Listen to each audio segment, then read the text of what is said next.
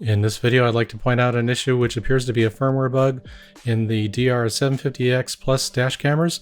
I found this while reviewing the DR750X 3-channel Plus dash camera, but it seems to apply to the other two channels that I have as well, where it's incorrectly using the G-sensor settings for parking mode for the very first normal mode after power up. So let's get into it.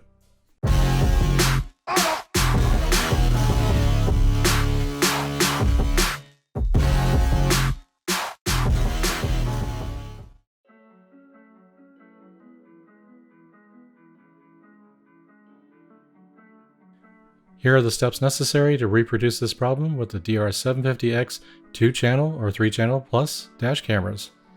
First off, you need to configure the G-sensor settings within the sensitivity section of the firmware settings. Make sure that the normal mode settings are set to 2 and the parking mode settings are set to 9. Make sure you save those changes and you should hear a confirmation announcement from the camera saying settings have been changed. The next step is to power down the dash camera. And when I say power down, I mean fully power down the dash camera so that it says powering down. Since BlackVue dash cameras do not have a power on or off button, you will need to remove power from the dash camera by removing the power connector from the side of it if you're using a 3-wire or 2-wire hardwiring cable to power the dash camera. I would recommend leaving the power connector out of the dash camera for about 15 seconds after it states powering down. After the power cable connector has been reinserted into the dash camera, you can proceed on to the next step to start normal mode number 1. Please note, in my installation I've made a modification to the 3-wire cable that plugs into the BlackVue dash camera to include a dual pole single throw toggle switch. The reason for that is, again, the BlackVue camera has no power off button, so when I arrive at home I don't want it to go into parking mode and stay in parking mode while it's parked in the garage, so I simply toggle that power switch and the camera fully powers down. It says powering down. It consumes no power from the dashcam battery pack.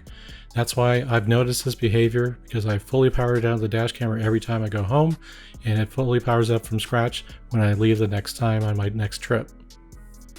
After the dash camera has been powered down by the previous step, you can go ahead right away and restore power to the DR750X Plus dash camera and begin the first normal mode session after the power up. Next, you're ready to drive the vehicle. Select roads that have small or medium bumps, nothing that will violate the G-sensor setting for normal mode, which was a value of 2.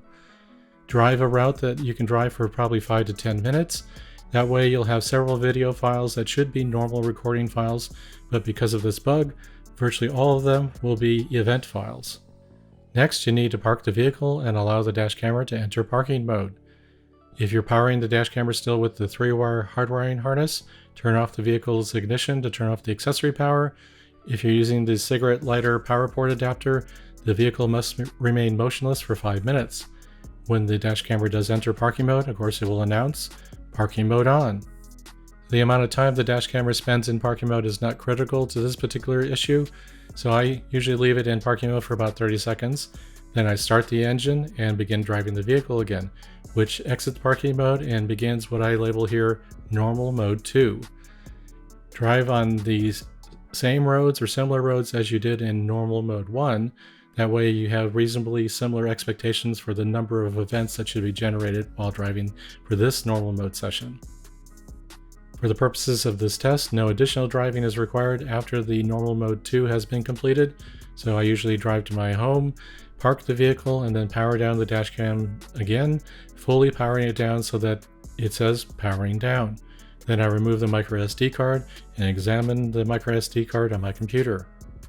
I've run this test on several DR750X Plus dash cameras, be it 2-channel or 3-channel configurations, and I've tested all the available firmware versions available for those dash cameras. When I review the video files generated during normal mode number 1, I see that most of them, if not all of them, are event files. They have the _E and then the FIRR depending on which channel they were recorded for. If this dash camera was connected to the BlackVue cloud service during this test, while in normal mode number 1, your phone should have received numerous push notifications stating there was an impact detected in normal mode. Each one of those push notifications would correspond to an event file that you would see on the micro SD card. And as you review that, and I'll show you how to review the video files, you'll find that those were incorrectly flagged as events. In normal mode number 2, you'll see that the video files are generated correctly. They will be normal mode files, will be _N and then FIRR depending on which channel, and there will be no push notifications whatsoever sent to you because they were normal mode files. In my opinion, the problem appears to be that during normal mode number 1, the dash camera is using parking mode G-sensor settings of 999 for that first normal mode session. So for however long that normal mode session lasts, you'll be getting these event files and potentially numerous push notifications to your phone about impacts in normal mode. And then when it goes into parking mode and exits parking mode, it seems to initialize the G-sensor settings correctly using the 222 values. So that's the problem. It seems to use the wrong ones for that very first normal mode session. If running the first test wasn't enough to prove to you this problem exists, how about modifying the test to prove it even further? Use the G-sensor settings for normal mode of 9 and for parking mode of 2. I understand setting the normal mode G-sensor settings to the value of 9 is unusual and would not be used in regular use of the dash camera, but to prove the point and for this particular test, it's quite helpful. The results from this test run will show that during normal mode 1, the video files generated will be normal mode files only, and you would think that with a value of 9 that everything would be an event, but you will find that during normal mode 1, virtually everything is a normal mode recording file. When you review the video files generated during normal mode 2, you'll find that they're all event files, and that makes sense based on this test configuration having the G-sensor setting for normal mode set to 9. So everything should be an event in normal mode 2, but if you again go back to normal mode 1, you'll see that virtually nothing was an event. So that again implies the fact that it's using the parking mode setting, which in this test configuration is set to 2. After running both tests, you should see that normal mode 1 does not operate in the manner expected. It seems to be using the values for G-sensor values from parking mode instead of normal mode.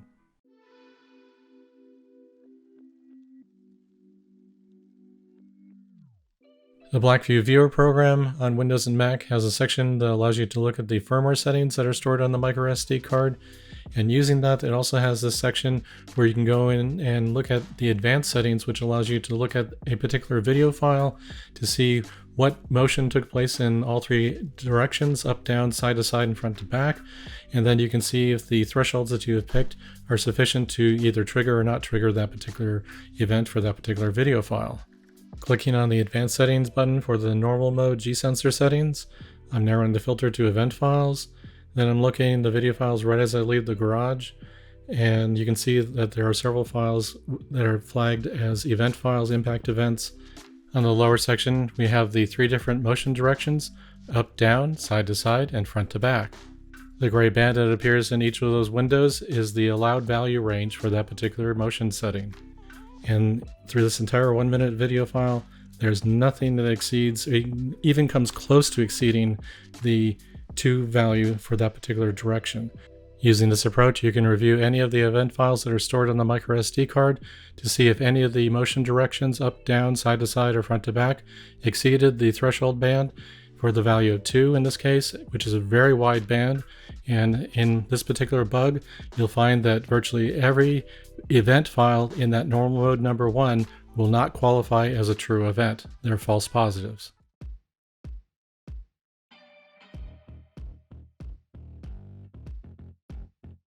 At the time of recording this particular video, it's been about 3.5 months since I first discovered the problem in early February 2022 while reviewing the BlackVue DR750X-3CH Plus dash camera. The thing that brought it to my attention was the fact that I had connected my CM100 LTE connectivity device to have the dash camera connect to the BlackVue cloud service, and while gathering test footage, I noticed when I came to a parking mode situation, I saw on my phone that there were so many push notifications for impact events in normal mode that iOS was prompting me to mute the notifications because there were so many. That's when I started digging into the issue, and I discovered all of the DR750X Plus dash cameras encountered this behavior.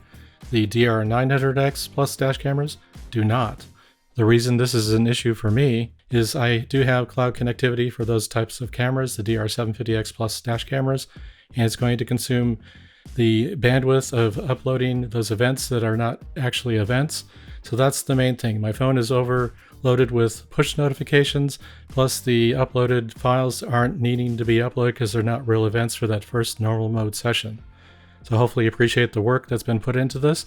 If you do, hit that like button. Subscribe to the channel if you haven't already. Hit that bell notification to be notified when I upload new videos just like this. When Pitasoft releases a bug fix for this, I'll create another video showing you the fix. Thanks for coming to the channel and checking out the video. See you in the next one.